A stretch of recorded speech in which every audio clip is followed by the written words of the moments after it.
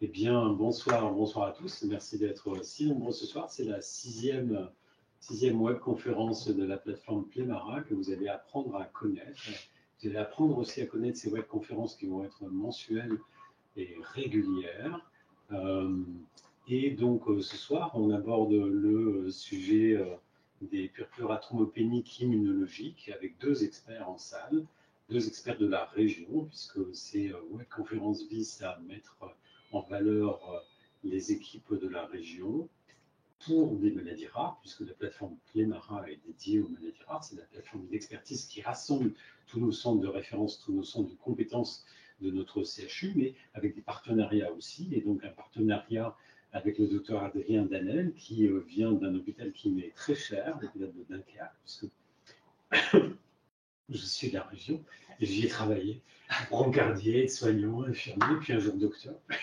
Puis voilà, j'ai quitté l'hôpital de Dunkerque. Donc il va nous parler du diagnostic et du traitement de première ligne des PTI aigus, et puis parfois, malheureusement, ça se complique, ça devient chronique, et ça peut devenir réfractaire. Et donc il faut des deuxième, troisième, quatrième lignes, et pour cela, eh bien, nous avons un deuxième expert qui est aussi hématologue, et qui travaille ici au CHU de Lille, dans notre service de médecine interne et immunologie clinique. C'est le docteur Louis Thériault, qui a la responsabilité de notre unité d'immunologie clinique. Voilà, donc Adrien, je vous passe la parole pour cette première partie de présentation. Parfait. Merci beaucoup, professeur. Je suis là pour ces mots d'introduction. Donc, bonjour à tous et à toutes. Donc, dans la première partie de ce webinaire, nous allons parler de la prise en charge diagnostique et de l'approche thérapeutique de ces thrombopénies immunologiques. Donc, pour commencer, quelques définitions. Donc, les thrombopénies immunologiques, les PTI, ce sont des désordres qui sont caractérisés par une thrombopénie, donc un manque de plaquettes, qu'on considère comme significatif quand il est inférieur à 100 000 par millimètre cube ou inférieur à 100 giga par litre, d'origine périphérique, même si cette notion est un petit peu à relativiser comme nous le verrons, et qui est liée notamment à une augmentation de la destruction des plaquettes par un mécanisme immunologique. Comme nous le verrons tout au long de cette présentation, il s'agit d'un diagnostic d'élimination et pour lequel une approche diagnostique rigoureuse est nécessaire. En termes d'épidémiologie, ces PTI sont des maladies rares puisqu'elles concernent 2 à 5 personnes pour 100 000, avec une distribution qui va varier en fonction de l'âge, et notamment on a deux pics d'incidence. Un premier pic chez l'enfant de moins de 5 ans et ensuite une incidence qui va avoir tendance à augmenter jusqu'à avoir un deuxième pic au-delà de 60-70 ans. C'est une maladie qui est présente à la fois chez les hommes et chez les femmes, plus souvent chez les femmes, chez l'adulte jeune, et ce ratio a tendance à s'inverser avec l'âge. Ce que nous montraient aussi nos collègues toulousains, c'est qu'il existe, pour une raison que j'ignore, une sorte de gradient un petit peu nord-sud avec une incidence qui semble plus importante dans les régions sud de la France. En termes de physiopathologie, donc, le mécanisme principal, comme on a évoqué, est un mécanisme périphérique lié à la destruction des plaquettes par la présence d'auto-anticorps. Mais quand on pousse un petit peu cette physiopathologie, on se rend compte qu'elle est quand même un petit peu plus complexe, avec notamment l'implication du système monocyte-macrophage qui va favoriser la destruction de ce couple plaquette-anticorps. Également, une atteinte centrale avec l'atteinte du mégakaryocyte qui est donc le précurseur de la plaquette, avec des anticorps qui vont attaquer directement cette cellule ou de façon indirecte, et également des modifications du système immunitaire acquis avec la dérégulation des lymphocytes B, des lymphocytes T, voire du plasmocyte. Et donc finalement, c'est cette physiopathologie complexe qui va expliquer nombre de mécanismes d'action des traitements de deuxième ligne que le docteur Thériault abordera dans la deuxième partie de ce webinaire. En termes d'histoire naturelle, le PTI évolue classiquement en 3 phases. Une première phase qui sera discutée ici dans cette présentation, qui est donc le PTI aigu, ou nouvellement diagnostiqué, quand il évolue depuis moins de 3 mois. Une deuxième phase, on parlera de PTI persistant quand la thrombopénie évolue depuis plus de 3 mois jusqu'à 12 mois. Et enfin, au-delà d'un an d'évolution, on parlera de PTI chronique. Ce qui est intéressant, c'est que à chaque phase, il existe des potentiels de guérison spontanée, mais cette possibilité de guérison, elle diminue avec le temps, et notamment quand les patients passent notamment dans une phase chronique. Malheureusement, la maladie a tendance à moins guérir spontanément, et moins de 5% des patients pourront guérir de façon spontanée. Et donc, de façon assez schématique, 3/4 des enfants guériront après la phase aiguë, et ce sera plutôt l'inverse chez l'adulte, où 3/4 des patients évolueront vers une phase chronique. Concernant les aspects cliniques, s'il y a un symptôme à retenir, c'est surtout le syndrome hémorragique, donc les saignements, qui peuvent être totalement variables, avec un certain nombre de patients qui pourraient être totalement asymptomatiques, d'autres patients qui présenteront des manifestations hémorragiques de type pétéchie ou ecchymose, et malheureusement une minorité de patients qui pourra présenter des saignements plus graves, comme des saignements digestifs, voire éventuellement des saignements intracérébraux. Et comme nous en rediscuterons un petit peu plus tard, ce syndrome hémorragique sera totalement dépendant de la profondeur de la thrombopénie. Tous les autres symptômes que vous pourrez rencontrer dans cette maladie dépendront notamment de la cause associée, et notamment en cas de présence d'une thrombopénie immunologique et de ganglions, il faudra évoquer d'éventuelles hémopathies lymphoïdes. En cas de syndrome infectieux concomitant, se poser la question d'une virose, et ainsi de suite. Et le message à retenir, c'est qu'une évaluation précise du syndrome hémorragique lors de cette phase initiale sera indispensable, car déterminant pour la prise en charge thérapeutique, dont nous rediscuterons un petit peu plus tard. Pour ce qui est de l'approche diagnostique, donc la première chose, c'est que le diagnostic de PTI doit être évoqué devant la découverte à l'anumération formule sanguine d'une thrombopénie qui, à l'hémogramme, sera isolée. Et ensuite, la première partie de votre approche diagnostique sera de comprendre le mécanisme de la thrombopénie. Et donc, dans un premier temps, nous pouvons distinguer deux grandes familles de thrombopénie. D'un côté, les thrombopénies périphériques, et d'un autre côté, les thrombopénies centrales. Si on se focalise sur les thrombopénies périphériques, 3 grands mécanismes pour expliquer une thrombopénie. Les thrombopénies de destruction, dont nous parlons aujourd'hui, qui sont les thrombopénies immunologiques. Les thrombopénies de consommation, avec notamment l'ensemble des syndromes de microangiopathie thrombotique, avec en tête de file le PTT, pour purpura thrombopénique thrombocytopénique, et les désordres de type coagulation intravasculaire disséminée. Troisième mécanisme périphérique, les thrombopénies de séquestration, qui sont liées à la présence d'une splénomégalie et d'un hypersplénisme. Concernant les thrombopénies d'origine centrale, plusieurs mécanismes sont possibles, soit par une insuffisance qualitative de l'hématopoïèse, ce qu'on appelle les syndromes myélodysplasiques, soit des insuffisances quantitatives, ce qu'on appelle les aplasies médulaires, ou alors en cas d'un envahissement médulaire, soit par des cellules blastiques dans le cadre des leucémies aiguës, par des lymphocytes dans les lymphomes, ou encore éventuellement dans certaines métastases de cancer solide.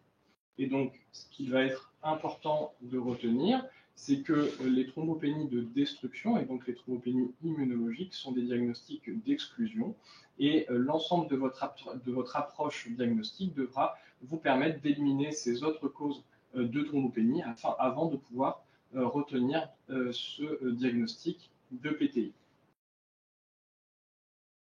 Et donc, pour ce faire, pour éliminer une éventuelle thrombopénie de consommation.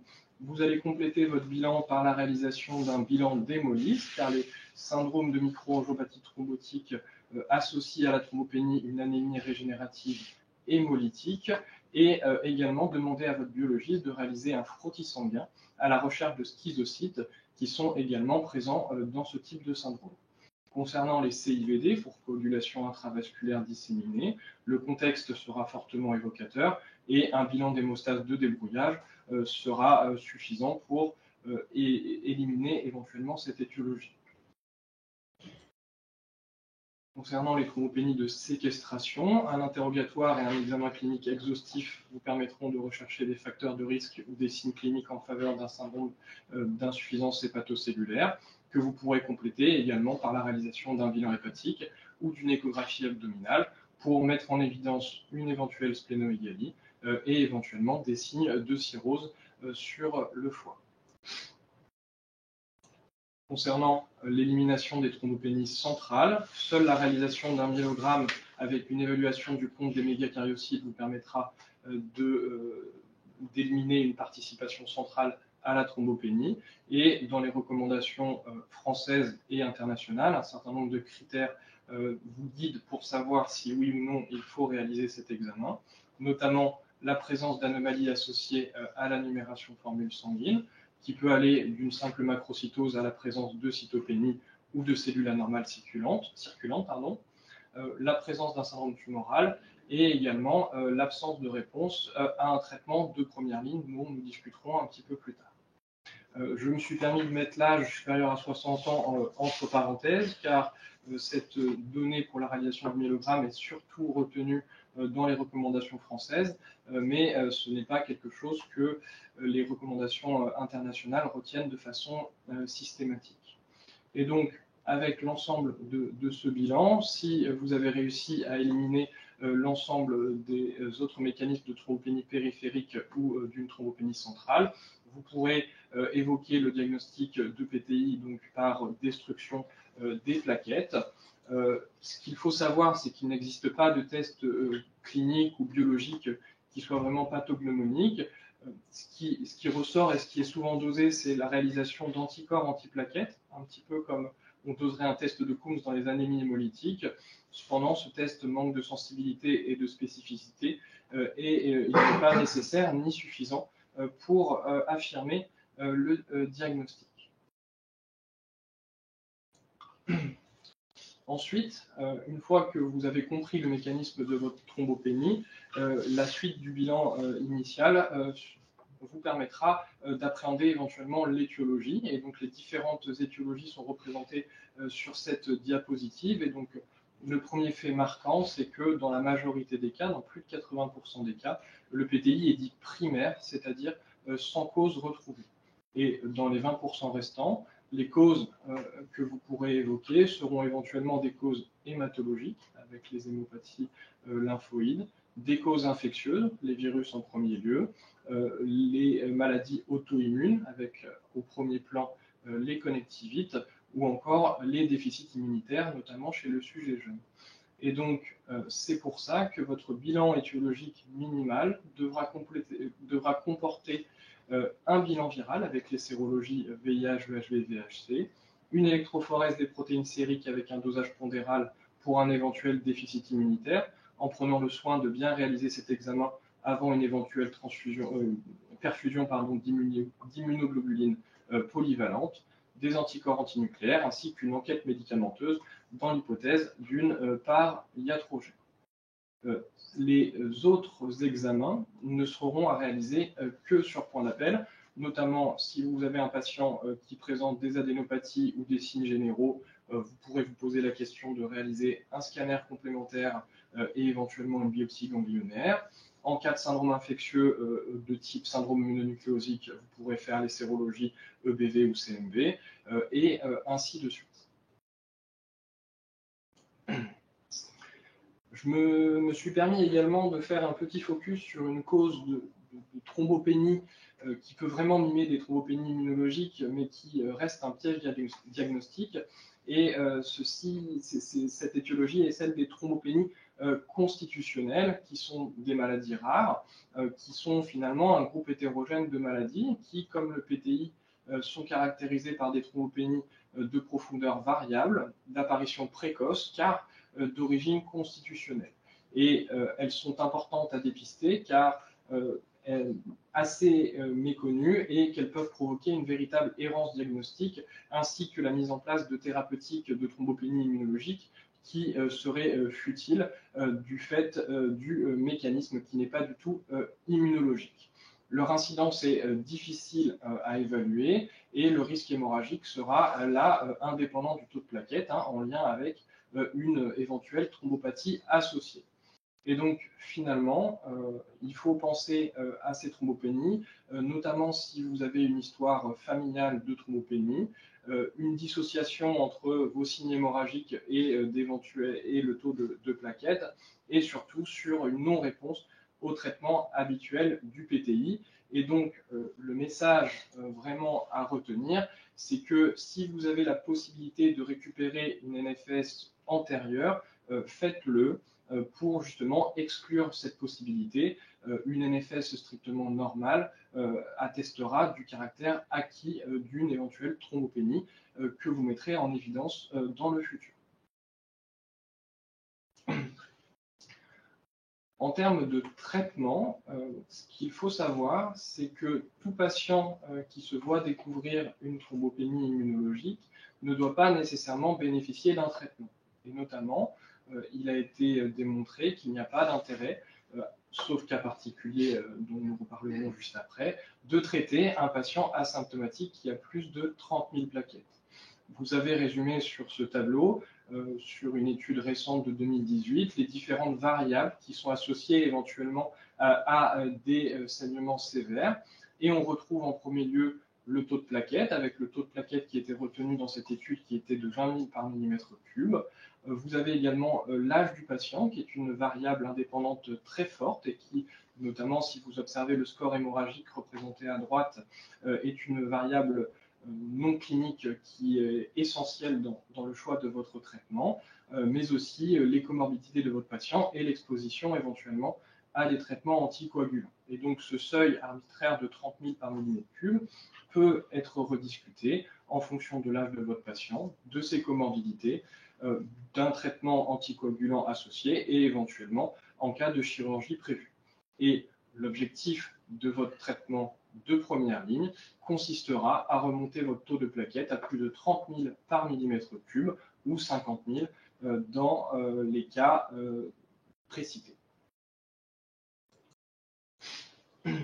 Et donc, en termes de choix de traitement, vous avez un patient qui a une indication de traitement.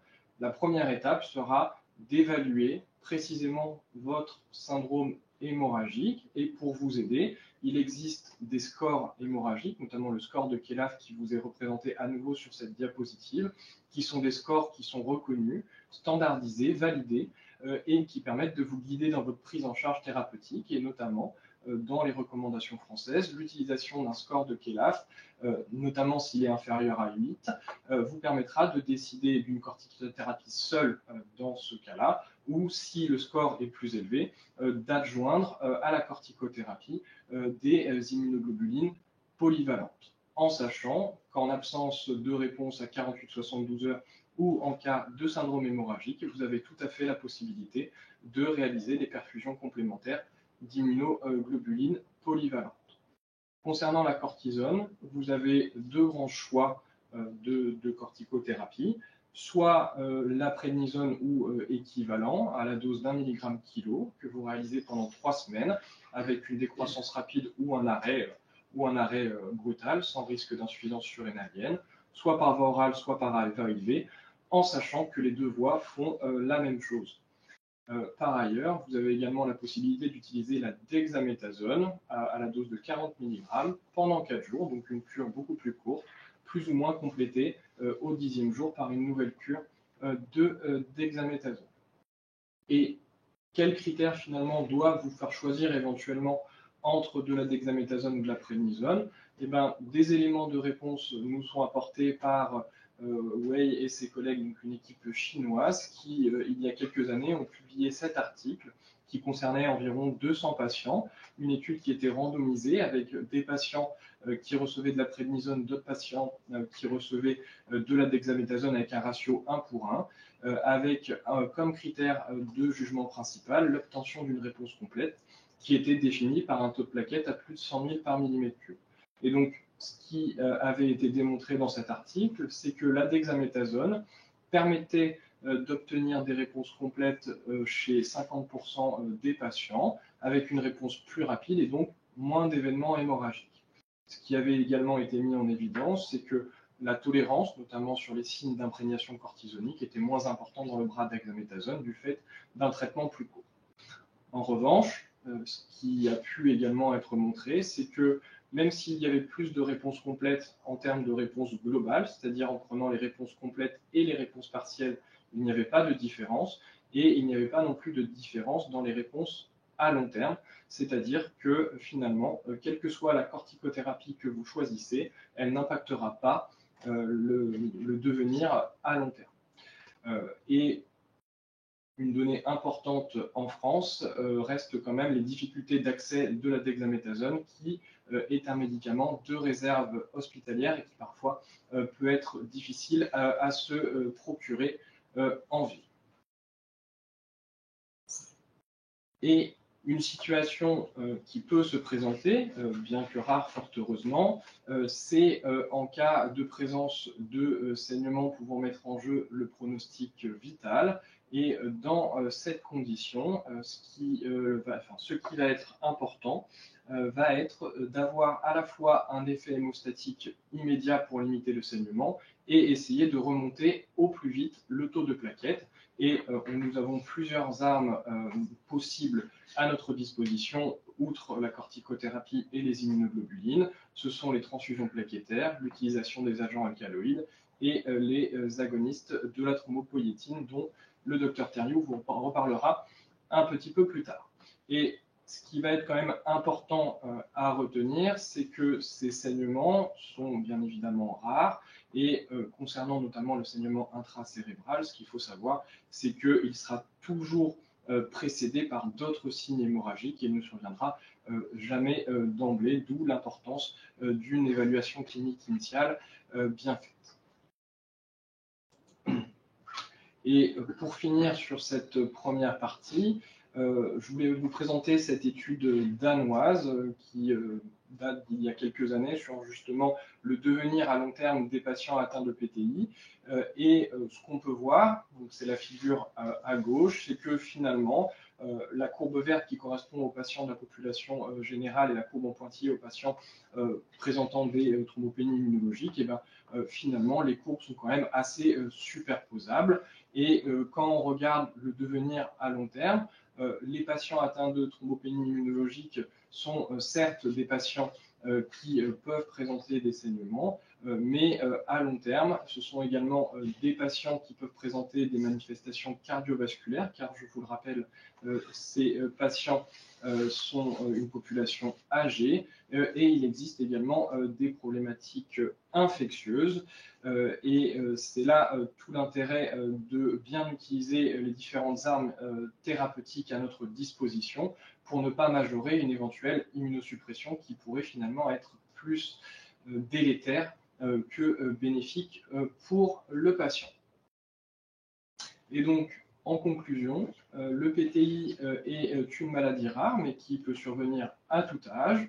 J'espère vous avoir convaincu qu'une approche diagnostique rigoureuse est nécessaire, car il existe de nombreux diagnostics différentiels et des situations piégeuses, et qu'une évaluation précise du syndrome hémorragique est nécessaire pour une bonne prise en charge initiale de votre patient, et que ce traitement reposera essentiellement sur l'utilisation d'une corticothérapie courte que vous adapterez en fonction du patient, de ses comorbidités et bien entendu de l'examen clinique de votre patient.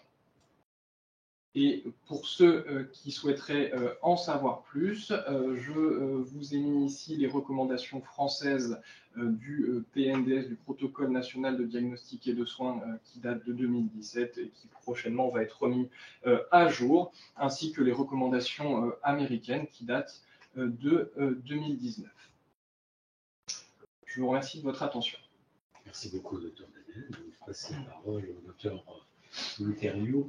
Quand c'est plus compliqué, quand ça devient chronique, qu'est-ce qu'on fait? Mais si ça résiste en phase initiale, restez là et donc on va tout savoir. Donc effectivement, on a beaucoup de choses à discuter pour ces formes chroniques de la maladie. Et donc je vais aborder plus précisément les traitements dits de deuxième ligne, avec peut-être un tout petit bémol avant de commencer, comme vous l'a dit Adrien. Ce n'est pas parce que vous avez une forme chronique de la maladie que vous aurez forcément à initier ou à prendre un traitement. Là encore, pour ces formes chroniques, on a des recommandations. Et effectivement, si un patient a 50 000 plaquettes sans aucune comorbidité, eh bien, on n'est pas censé proposer de traitement. Donc là encore, on va s'adresser à ces formes chroniques donc, qui évoluent depuis plus de 3 mois, en tout cas pour les formes persistantes. On va réellement appeler ça chronique à l'issue de 12 mois. Et on ne va s'adresser à des patients qui sont à risque de saignement. Donc là encore, en reprenant les mêmes seuils de 30 000 plaquettes, je dirais, chez un patient tout venant, et de 50 000 plaquettes en fonction de l'âge, des comorbidités et des traitements anti-agrégants ou anticoagulants. Et donc, là encore, sur ce schéma classique, chronologique, eh bien, on peut positionner plusieurs stratégies thérapeutiques que je vais vous préciser, à savoir la disulone, le danatrol, qui est de moins en moins utilisé, comme je vous montrerai, le plaquenil, le rituximab, et puis on rediscutera donc des agonistes de la thrombopoïétine qui a été vraiment une avancée majeure dans la prise en charge de ces patients, et puis on verra qu'il y a encore une petite place pour la splénectomie. Alors, dans ces formes dites persistantes ou chroniques de la maladie, un vieux traitement qui est toujours utilisé, c'est la disulone. Alors, la disulone est un vieux médicament qui, pour la petite histoire, avait été développé pour traiter la lèpre. Et on s'était rendu compte, finalement, en utilisant cet antibiotique chez des patients HIV dans les années 80, que ça avait un effet immunologique.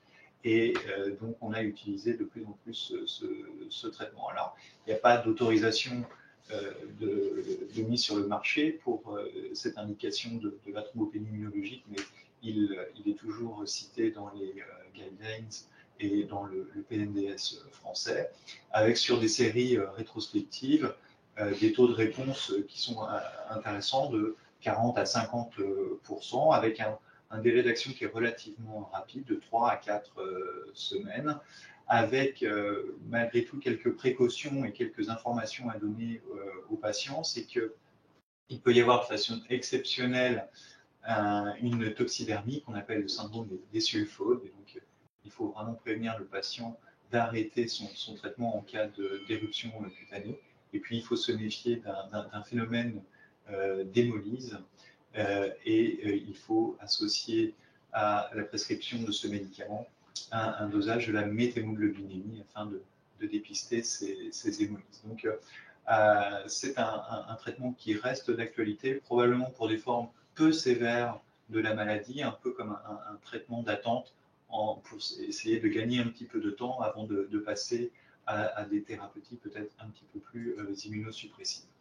Les autres traitements qui peuvent ou qui ont été utilisés dans ces formes persistantes, c'était le danatrol, mais que moi, de façon personnelle, je n'utilise plus parce qu'il a deux écueils. C'est que c'est un traitement dont le délai d'action est de plusieurs mois, donc c'est parfois difficile d'attendre 3 à 4 mois avant de juger de l'efficacité de ce médicament. Et puis surtout, il a une toxicité qui est donc liée à son caractère androgène, et donc des virilisations et parfois des problèmes d'adénome de prostate, et puis surtout des signes de virilisation qui font qu'il est contre-indiqué chez la femme. Donc on peut oublier en 2023 le danatrol. Ce qui est par contre toujours d'actualité, c'est l'utilisation du plaquenil, que le professeur Achula connaît très très bien et sûrement mieux que moi, et qui qui a un intérêt donc, dans ces formes de PTI qui peuvent être associées au lupus. Et donc là encore, c'est une série rétrospective de nos collègues de Créteil qui avait montré que dans ces formes de thrombopénie immunologique avec des marqueurs et notamment la présence d'anticorps antinucléaires, on pouvait avoir 50% de réponse sous plaquenil, mais là encore avec un délai d'action qui est long, mais qui est probablement très intéressant dans ce contexte particulier. Alors, si on ne peut pas utiliser ces médicaments et si on veut essayer de contrôler de façon un peu plus rapide la thrombopénie immunologique, ce que l'on utilise depuis maintenant une quinzaine d'années, c'est le rituximab. Et paradoxalement, on n'a pas d'études randomisées de phase 3, mais par contre, on a des registres, et notamment on a ce registre prospectif français qui nous permet d'utiliser ce médicament dans le cadre d'un RTU.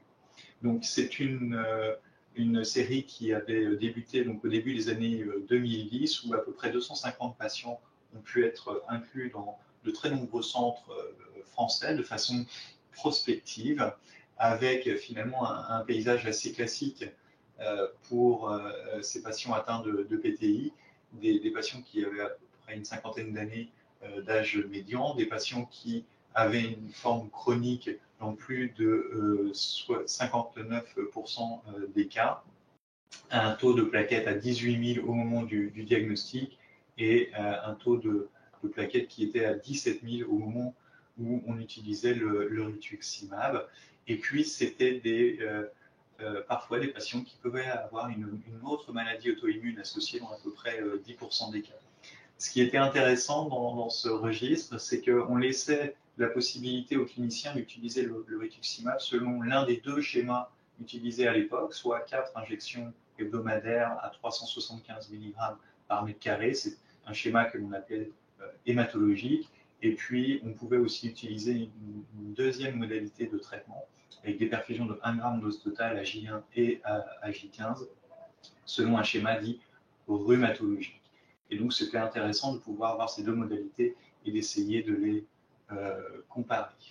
Et donc, les résultats, de façon prospective, montrent que ce traitement est très intéressant. Il permet une réponse initiale dans 60% des cas, avec une durée médiane de réponse qui était de 25 mois, et avec, aux dernières nouvelles, et un suivi de plus de 2 ans, à peu près 35% des patients qui étaient toujours en réponse. Et surtout, cette réponse, eh bien, on la voit dans les 2 premiers mois. Et donc, c'est un traitement qui est relativement rapide pour essayer d'évaluer la réponse. Ce qui est intéressant, c'est qu'on a eu des données à 5 ans de suivi et la surprise, ça a été de voir que 20% des patients étaient toujours en réponse 5 ans après l'initiation du traitement. Et donc, et c'est mon expérience et c'est ce que je pense, certains patients ont probablement guéri grâce à ce traitement. Le deuxième message sur ces données à long terme issues de ce registre, eh c'est que si un patient rechute plus d'1 an après l'utilisation du rituximab, eh bien on peut le réutiliser avec là encore de nouveau une réponse dans 92% des cas et parfois une réponse qui sera même plus longue que la première. Donc un traitement qui peut être utilisé plusieurs fois dans le suivi et la prise en charge d'un patient. Alors, est-ce qu'il y a des facteurs prédictifs de réponse à ce traitement? On a été un petit peu déçus. Finalement, ce qui semble ressortir, c'est que le fait d'avoir une réponse à une corticothérapie préalable eh bien, est un facteur de réponse au rituximab. Par contre, et ça aussi, c'est pas inintéressant, c'est que l'âge n'intervient pas. Donc, le critère d'âge, finalement, n'intervient pas dans la réponse au traitement. On peut répondre si on est jeune ou si on est un petit peu plus âgé.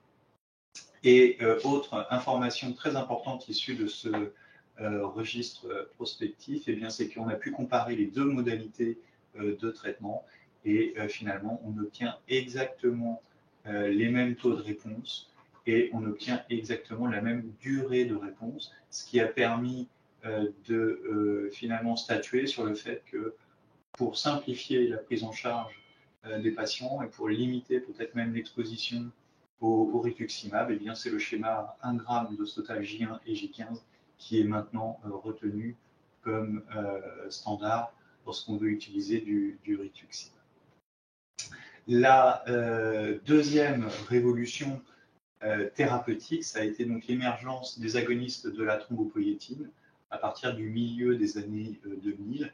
Et c'est avec cette nouvelle modalité thérapeutique qu'on a vu apparaître pour la première fois dans la prise en charge des thrombopénies immunologiques des essais randomisés de phase 3 selon les standards actuels. Et c'est vrai qu'auparavant, on n'avait pas eu d'essais menés dans cette maladie. Donc actuellement, on a deux médicaments qui permettent donc de mimer l'action de la TPO. Alors, la TPO, c'est de la thrombopoïétine, et c'est un facteur de croissance qui est essentiel pour la maturation des mégakaryocytes et donc fabriquer des plaquettes au niveau de la moelle osseuse. Et donc on a deux médicaments, le romiplostim et le L-thrombopag, qui ne se fixent pas tout à fait au même endroit au niveau du récepteur qui est situé à la surface des mégakaryocytes, ce qui peut expliquer que certains patients vont répondre à l'un et pas à l'autre, et qu'on peut échanger ces deux médicaments et parfois récupérer des réponses. Il n'y a pas de différence en termes de réponse, et donc si on regarde les deux publications Princeps qui ont permis d'obtenir les autorisations de mise sur le marché, eh bien on voit que cette réponse elle est de près de 80% avec le romiplostim, et là encore à peu près 80% avec le L-thrombopag. Alors c'était des essais qui étaient réalisés contre placebo, et là encore il faut rester humble. On a pu montrer que 15% des patients sous placebo bien, pouvaient avoir aussi une rémission de cette pathologie. Donc, parfois, parfois, il peut y avoir des rémissions sans qu'on ait de réelle explication. Et puis, on parle de 80% de réponses si on prend un critère purement numérique sur l'augmentation de la numération des plaquettes. Dans ces études, c'était obtenir une numération à plus de 50 000. Mais finalement, le but de ce traitement, c'est de ne plus avoir de symptomatologie hémorragique. Et là encore, même si on n'obtient pas ce chiffre de 50 000 plaquettes, la plupart des patients n'auront plus de symptomatologie hémorragique sous ces traitements. Donc, des traitements actuellement disponibles en France, c'est de là, romiplostim et L-thrombopag. Il y a des modalités d'administration qui sont différentes. Le romiplostim s'administre par voie sous-cutanée hebdomadaire, alors que le L-thrombopag est lui un comprimé à prendre une fois par jour avec quelques interactions alimentaires. En tout cas, ces deux médicaments nous permettent de discuter avec nos patients pour voir, en fonction de leur mode de vie, en fonction de leur choix, de pouvoir s'orienter vers l'un ou l'autre avec, comme je vous l'ai dit dès le départ, finalement une efficacité qui est tout à fait similaire. Donc ces traitements par agonistes de la thrombopoïétine, effectivement, on les a d'abord placés dans les formes chroniques de la maladie, et comme ils sont très efficaces, eh bien, effectivement, on a plutôt maintenant tendance parfois à les utiliser dans la phase persistante de la maladie, là encore peut-être pour gagner un petit peu de temps, et je vous montrerai que maintenant on a même pour but et pour objectif de pouvoir arrêter chez certains patients ces traitements par agonistes de la thrombopoïétine. Alors, que faire chez les patients qui n'ont pas répondu à tous ces médicaments, la disulone, le rituximab, les agonistes de la thrombopoïétine? Eh bien, une des possibilités, c'est de revenir à la splénectomie. La splénectomie, c'est la première thérapeutique qui a été utilisée dans le traitement des thrombopénies immunologiques. Et de mémoire, la première splénectomie réalisée date de 1910 ou 1915, je ne sais plus. Enfin, en tout cas, ça fait plus d'un siècle qu'on utilise ce traitement. Alors, forcément, les indications de splénectomie ont diminué avec l'arrivée des nouveaux médicaments. On peut estimer que c'était un patient sur deux dans les années 80 qui recevait une splénectomie, et maintenant sur les données les plus récentes, c'est moins de 5% des patients. Alors pourquoi? Comme je disais, il y a eu l'arrivée du rituximab, il y a eu l'arrivée des agonistes de la thrombopoïétine. Bon, les effets secondaires de la splénectomie, ils sont bien connus. Hein. Ça peut être le risque thrombotique immédiat, voire même des risques thrombotiques retardés. C'est des risques infectieux. Et puis, il y a effectivement tout cet environnement chirurgical et anesthésique qui fait que ces indications ont largement diminué.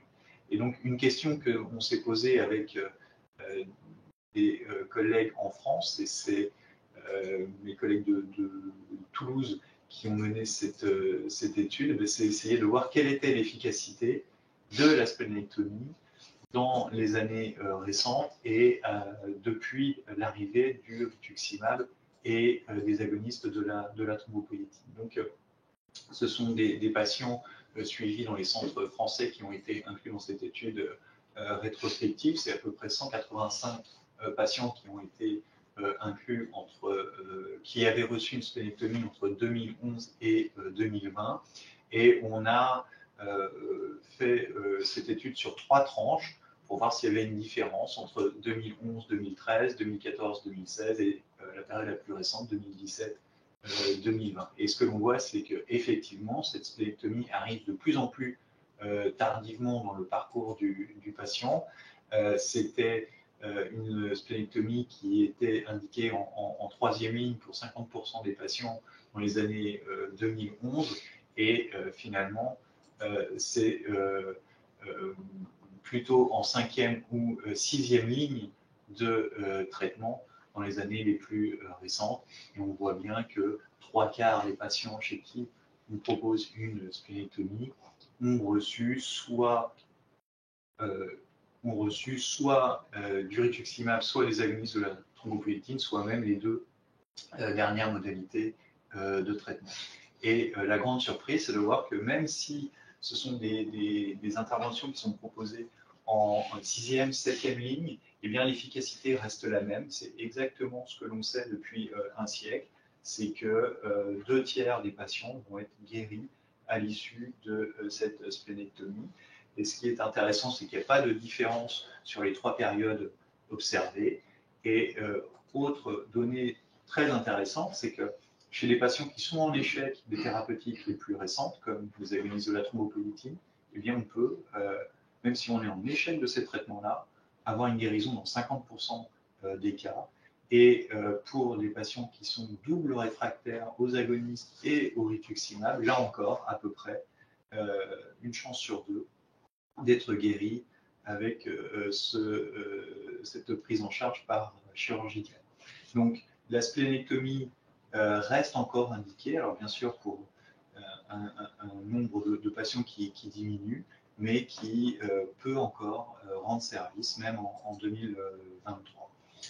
Et puis, pour finir cette discussion sur les traitements disponibles, eh bien, je voulais vous parler du petit dernier qui s'appelle le fostamatinib et qui vient d'arriver il y a tout juste un an sur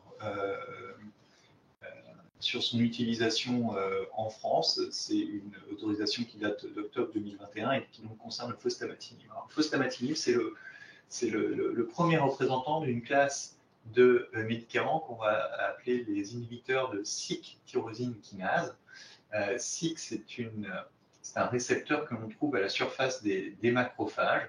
Et en fait, la plaquette liée à l'auto-anticorps vient se fixer sur ce récepteur. Et donc, la plaquette est phagocytée par le macrophage. Et donc, Syk permet donc d'inhiber cette phagocytose, donc de façon directe, empêche la destruction de la plaquette. Et ça a probablement un autre effet immunologique, puisqu'on sait que le macrophage, eh bien, en dégradant les résidus de plaquettes, sert aussi de cellule présentatrice de l'antigène à d'autres cellules du système immunitaire, donc participe à cette boucle d'auto-entretien, et il est probable que donc en inhibant cette phagocytose de la plaquette par le macrophage, eh bien, on coupe aussi ce signal d'activation du système immunitaire. Donc, d'un point de vue théorique, un mécanisme d'action vraiment original.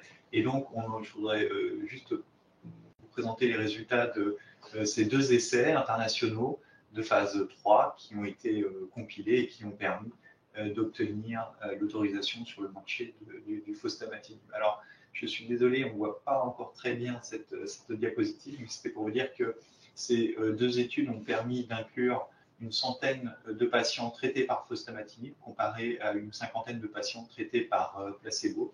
C'était des patients qui étaient déjà lourdement traités et avancés dans la maladie. C'est des patients qui avaient en médiane 8 ans de diagnostic de PTI, des patients qui, pour la très grande majorité, avaient déjà tous reçu un agoniste de la thrombopoïétine et qui était en échec. Certains patients avaient été splénectomisés, il me semble que c'est un tiers, j'ai du mal à relire ma diapositive. Et certains patients avaient reçu du rituximab. Et surtout, des patients qui, à l'inclusion, avaient tous moins de 20 000 plaquettes et à peu près 50% avaient même moins de 15 000 plaquettes. Donc là, on a vraiment la preuve qu'on s'adressait à une population symptomatique et réfractaire aux lignes thérapeutiques antérieures. Et donc, si on regarde les résultats, donc je vais parler des résultats poolés, il y avait 2 façons de mesurer la réponse au traitement, soit on va dire une réponse stable dans le temps, où il fallait avoir 2 numérations à plus de 50 000 sur 4 des 6 visites effectuées dans les 14 à 24 semaines de suivi, ou bien, de façon peut-être un peu plus simple et peut-être un peu plus pratique, voir quel était le taux de patients qui obtenaient une numération plaquettaire supérieure à 50. Et donc là, si on prend ce critère-là, eh bien, l'essai est positif, puisqu'on a à peu près 40%, un peu plus de 40% de répondeurs, avec des patients qui auront donc une numération supérieure à 50 000.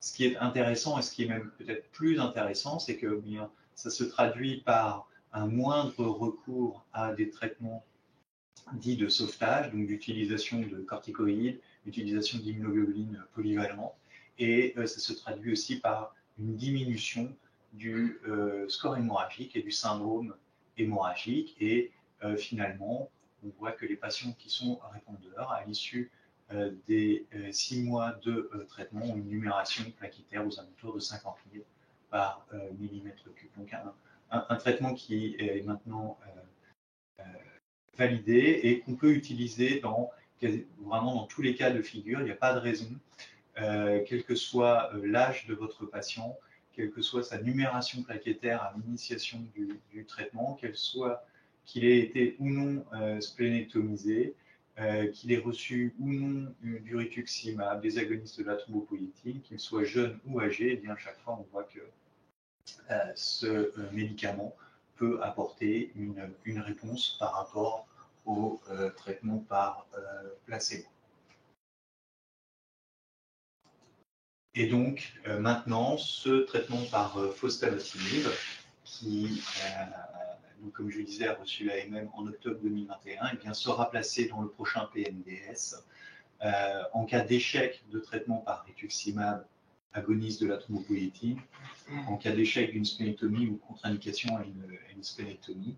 Et actuellement, pour essayer d'avoir des données d'utilisation en vraie vie, eh bien, ce sont des patients qu'on inscrit dans un registre national pour voilà, essayer de fournir le plus d'informations possible sur les données de vraie vie d'utilisation du fostamatinib.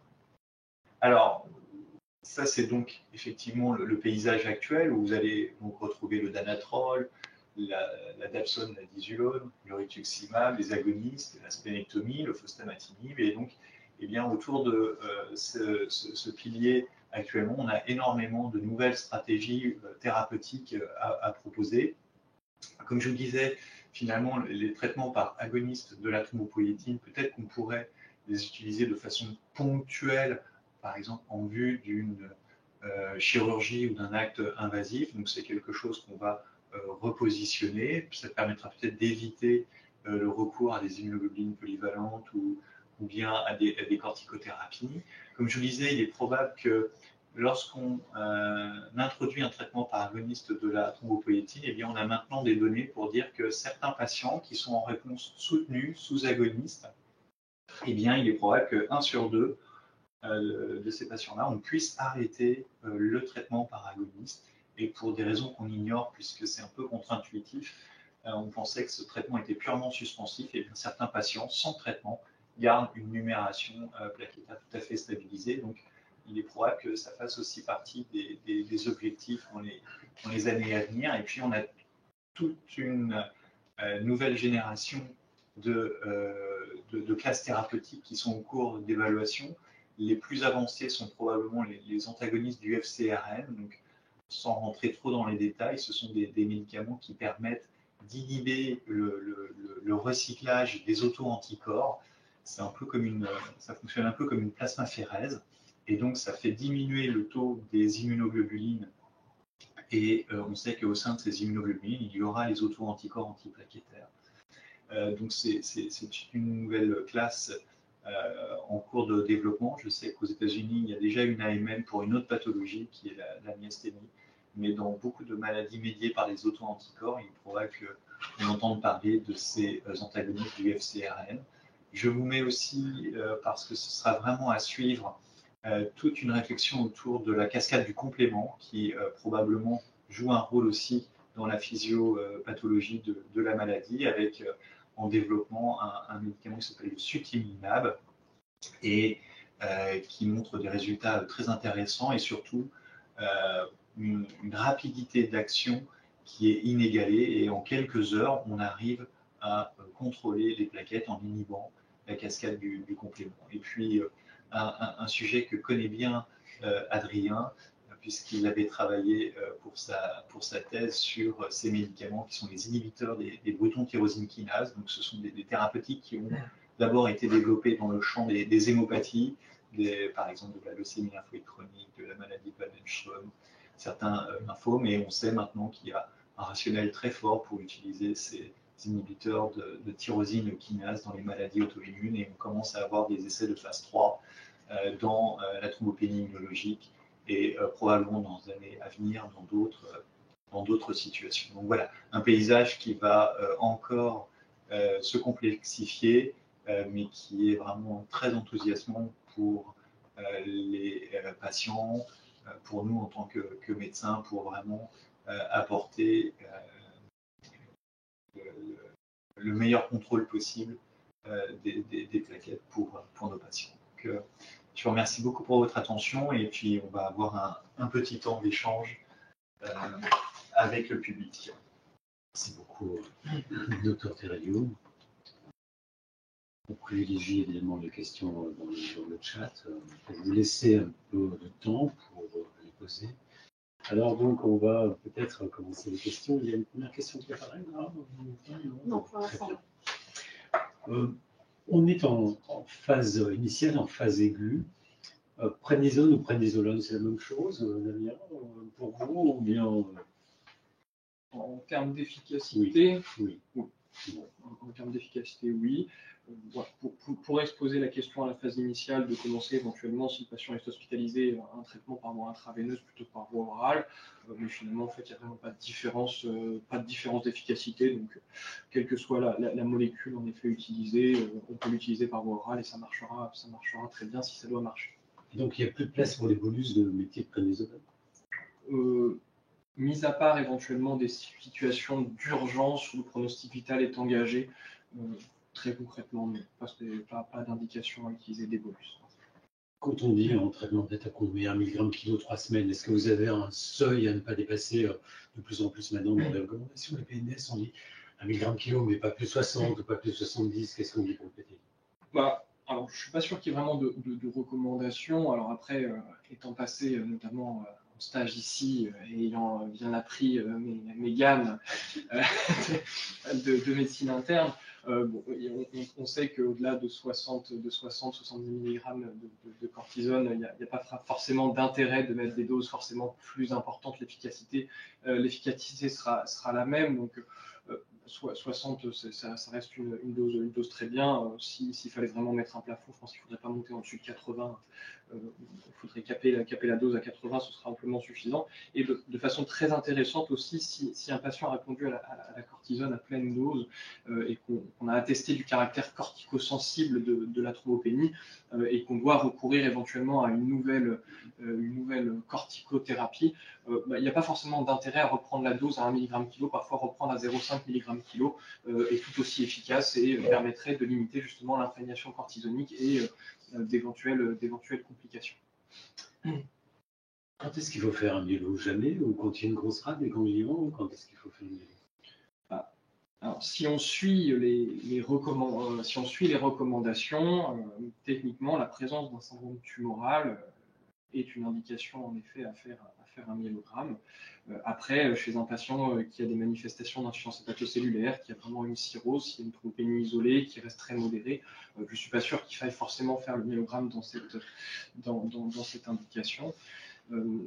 Après, les autres indications, comme je les avais décrites, c'est surtout la présence d'anomalies associées à la numération formule sanguine, la présence de cytopénie associée, une anémie, une thrombopénie, parfois une simple macrocytose, doit vraiment faire discuter la réalisation d'un myélogramme pour ne pas méconnaître une pathologie hématologique associée, type syndrome myélodysplasique ou autre.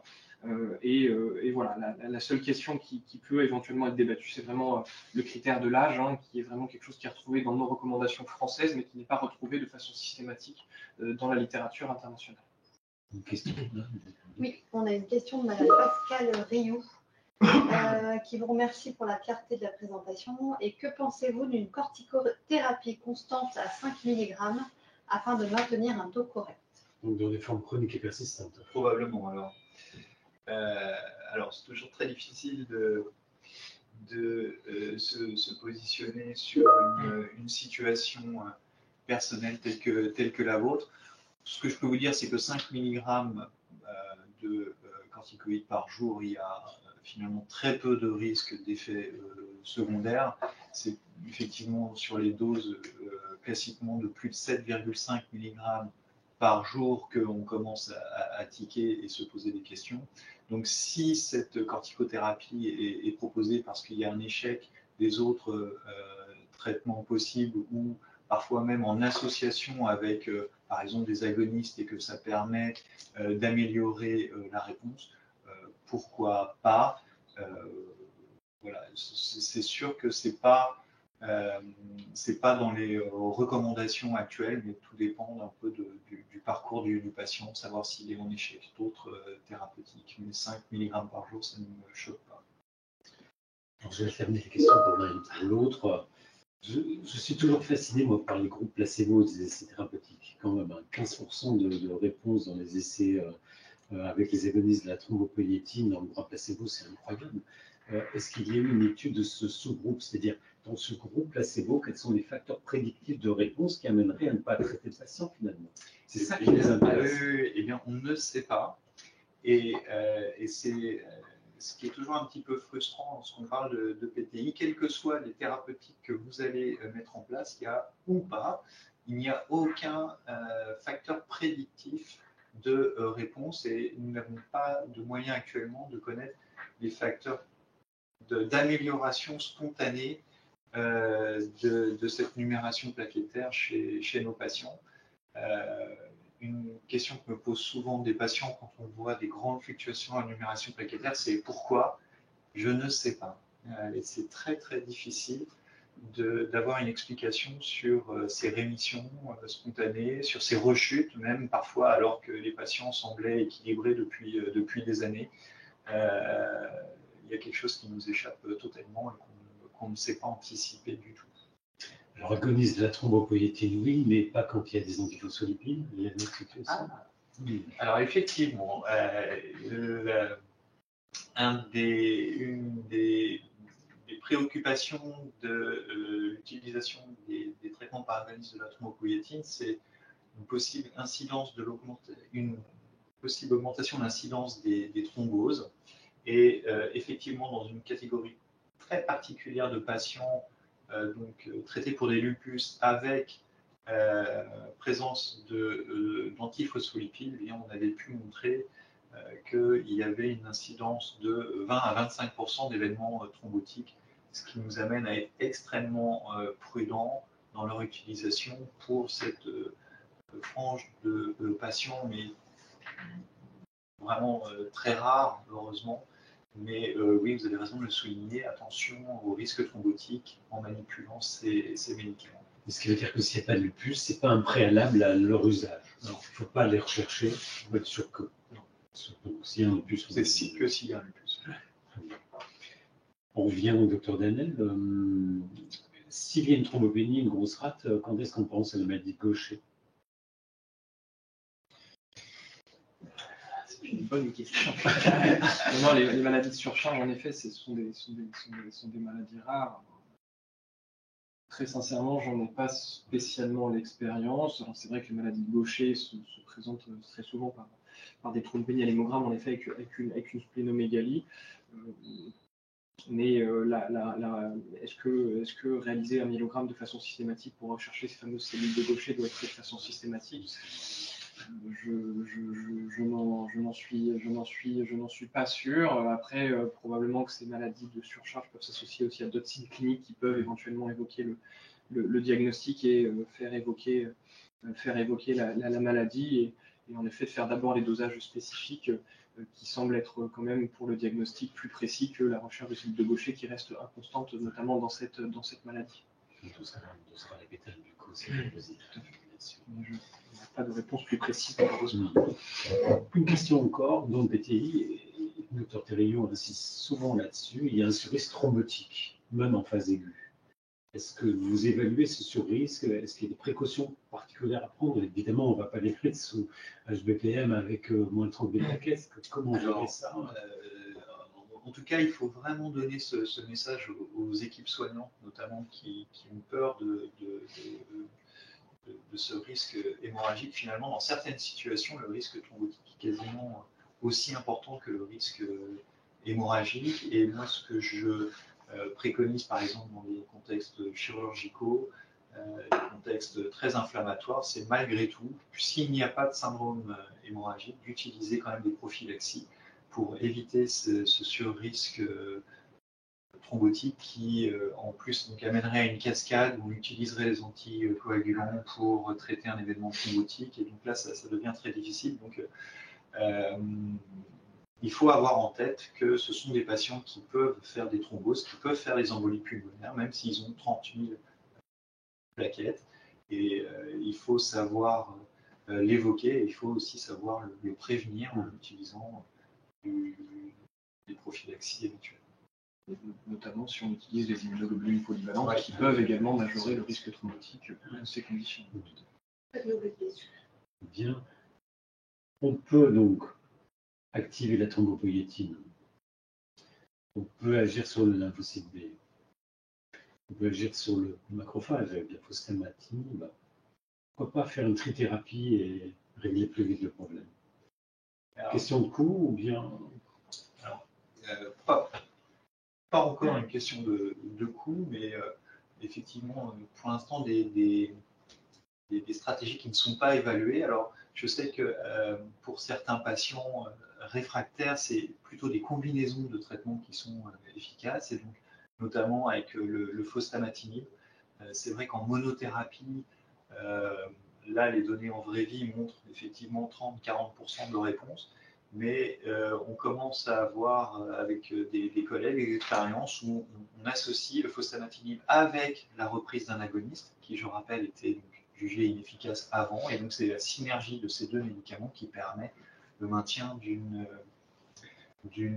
bonne réponse au niveau des plaquettes. Donc, il est probable que, effectivement, en monothérapie, parfois, ces médicaments soient insuffisants et qu'on puisse associer plusieurs mécanismes d'action.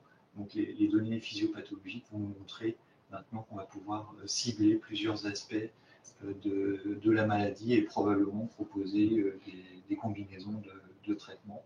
En tout cas, intuitivement, c'est ce qu'on commence à faire pour certains patients réfractaires. Très bien, donc beaucoup d'espoir. Tout à fait. Merci beaucoup. S'il n'y a plus d'autres questions, alors, non, eh bien, merci beaucoup à nos orateurs, Dr Daniel, Dr Thérénaud. Merci beaucoup à vous d'avoir participé à ce webinaire qui va être en replay bientôt sur le site internet de Plémara. Bonne soirée à tous. Merci, bonne Merci soirée. beaucoup. Au revoir.